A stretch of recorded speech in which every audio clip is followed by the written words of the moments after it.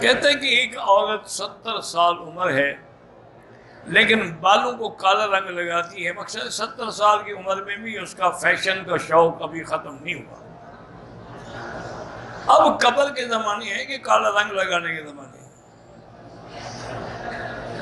بہرحال اگر لگانا چاہے کالا ناجائز ہے، کالے کے علاوہ اور کوئی رنگ لگا سکتے ہیں۔ مجھے یاد ہے میرے والد صاحب رحمۃ اللہ علیہ نے، ان کے جو شیخ تھے نا وہ حضرت خلیفہ غلام احمد دین پوری تھے رحمۃ اللہ علیہ۔ وہ بڑے لوگوں میں تھے، اللہ والے بھی تھے، اولیاء اللہ میں سے بھی تھے، اور مجاہد بھی تھے۔ کفار کے خلاف، انگریزوں کے خلاف انہوں نے جہاد کیا، بڑے لوگ تھے۔ بہرحال تو والد صاحب کہتے ہیں میرا حج پر آنے کا ارادہ تھا اور میرے پاس پیسے بھی نہیں تھے۔ میں نے سوچا اب نیت کر لی ہے تو چلو اللہ مسبب الاسباب ہے، پہلے اپنے شیخ کے پاس جا کے دعا تو کروا لوں، اجازت بھی لے لوں۔ وہ کہتے ہیں تہجد کے وقت میں دین پور میں پہنچا۔ دین پور جو ہے نا خانپور سے چھوٹا سا ایک قصبہ ہے۔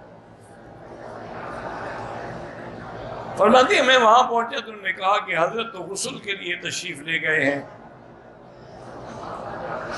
حضرت کو ذکر اللہ کی اتنی حرارت تھی کہ اس زمانے میں جب پانی پر یعنی پٹڑی جبھی ہوئی ہے نا تو وہاں پر ٹھنڈے پانی میں غسل کرتا اور ململ کا کرتا پہن۔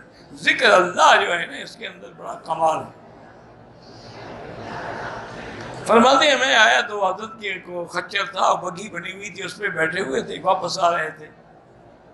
میں نے جب دیکھ لیا، میں نے کہا ابو خیر ہوں گا؟ تو میں نے کہا جی کیسے آئے؟ میں نے کہا حضرت حج پہ جا رہا ہوں۔ میں نے کہا اجازت بھی لے لوں، دعا بھی کرا لوں۔